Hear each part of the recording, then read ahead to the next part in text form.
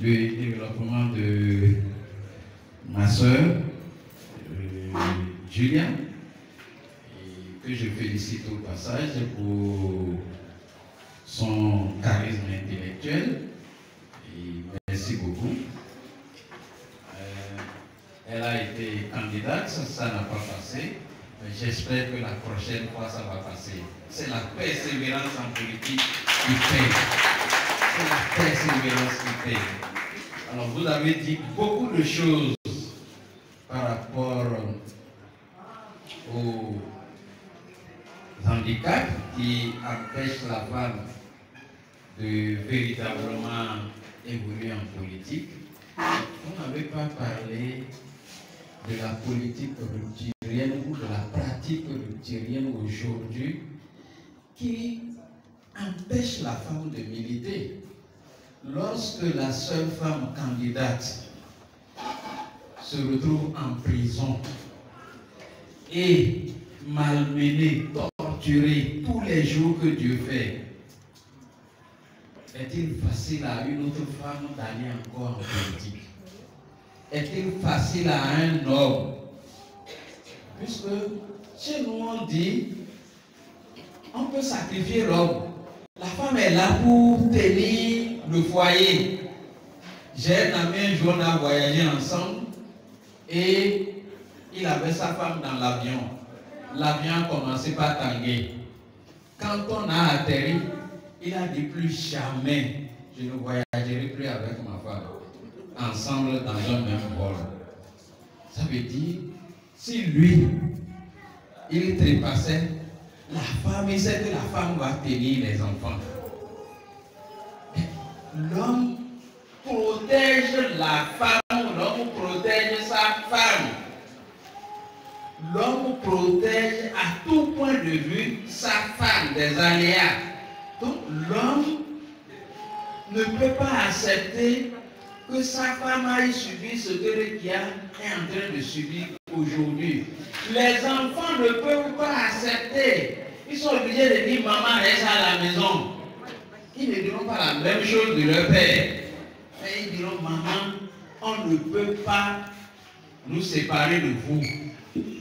Donc nous devons briser cette barrière. Nous devons empêcher la rupture de continuer ce qu'elle est en train de faire, en faisant tout possible pour libérer notre sœur qui a Madougou, en faisant tout possible pour empêcher que pour un rien du tout, on durcisse ces conditions de détention. C'est une mauvaise chose. On nous a dit qu'elle continue d'opiner en prison. Et c'est pour cela qu'il faut lui couper la vie. Il faut lui rendre la vie difficile. Il faut la torturer. Mais je pense que ça fait partie des conditions du choix de nos dirigeants.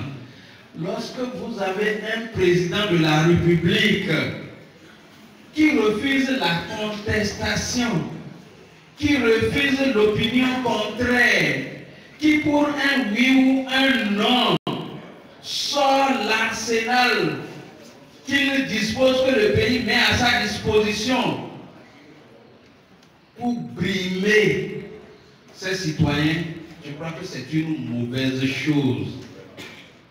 Parce que on a dit que les citoyens peuls qui sont en prison vivent le martyre.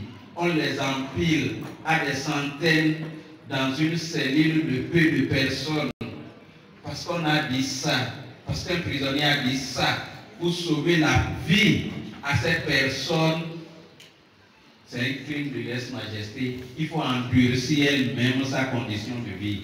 Alors qu'on reconnaît, en faisant libérer ces prisonniers, en faisant libérer bon nombre de peuples à la suite de sa publication. Et lorsqu'on dit ça, le président de la République se fâche. et sort tout ce qui est en son pouvoir pour écraser son citoyen. Un président ne peut pas faire ça. Et c'est contre ça que nous devons nous dresser pour empêcher, surtout que c'est une femme, pour empêcher que cela se passe dans notre pays.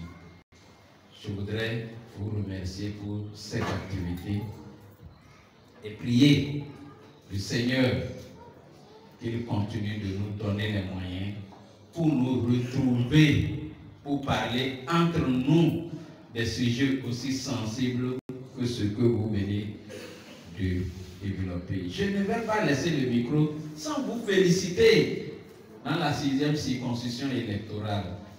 Votre député que vous avez élu n'est pas la députée bonus. J'évite d'utiliser ce terme-là parce que c'est vraiment péjoratif. Parce que celle que nous appelons bonus a travaillé, a fait élire le député titulaire avant qu'elle ne soit élue.